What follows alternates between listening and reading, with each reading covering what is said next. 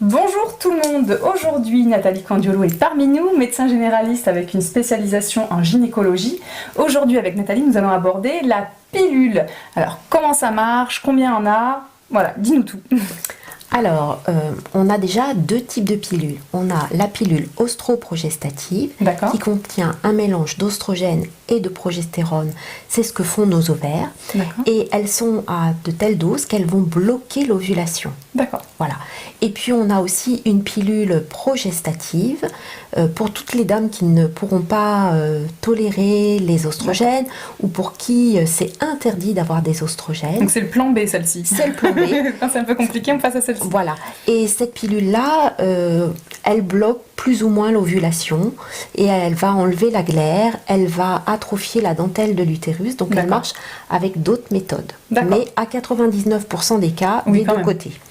Donc dans notre pilule oestrogénique, enfin ostroprogestative, on a une pilule qui contient 3 semaines de comprimés et on fera une semaine de pause, ou on a une pilule qui contient 3 semaines de comprimés blancs, c'est la pilule, et une semaine de placebo, c'est pour les dames ou pour les jeunes filles pour pas qu'elles oublient quand reprendre leur pilule. Très important. Parce qu'en première semaine, c'est là où il y a le plus de risque d'être enceinte.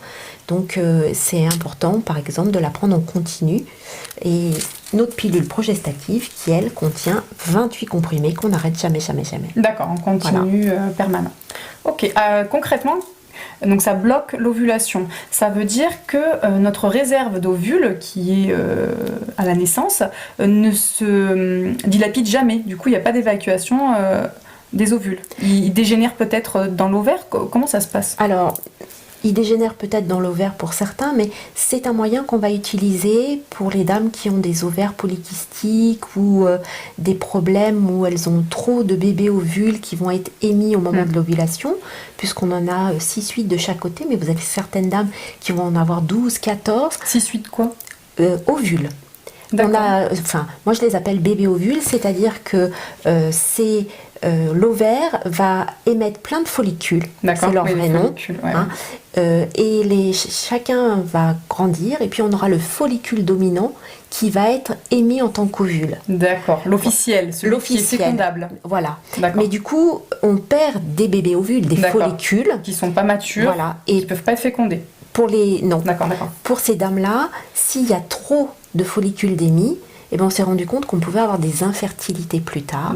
Donc, dans ces cas-là, on les met au repos jusqu'à ce qu'elles veuillent avoir un bébé. Et au moment où elles veulent avoir le bébé, on arrête la pilule, on sait ce qui se passe puisqu'on a fait le bilan avant, et on pourra les aider à ovuler et à gérer quand avoir le rapport pour avoir le bébé. Parfait, d'accord, un petit coup de pouce quoi.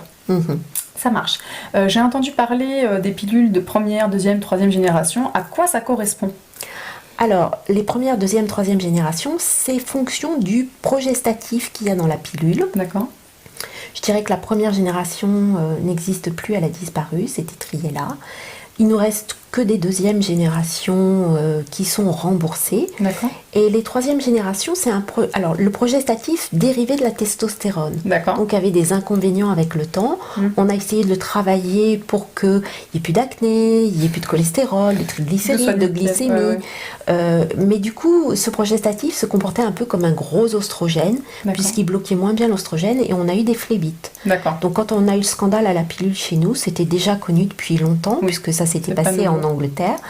Et c'est pour ça aussi qu'on demande vraiment les antécédents de la personne avant de prescrire, les antécédents familiaux pour essayer de sélectionner. Et de par la loi et de par la sagesse, on doit commencer par un progestatif de deuxième génération. Il faut savoir que soi-même, on a déjà un risque sur 10 000 d'avoir une phlébite. Que quand on prend une pilule ostroprogestative deuxième génération, on a 2 risques sur 10 000. Et que quand on prend un progestatif de troisième génération, on a c'est multiplié par 4. Ah oui, quand même. Et que si on est enceinte, c'est multiplié par 6. Donc finalement, c'est la grossesse qui est le plus à risque de phlébite et d'embolie pulmonaire. Voilà. Mais qu'il faut donc trier en fonction de nos antécédents.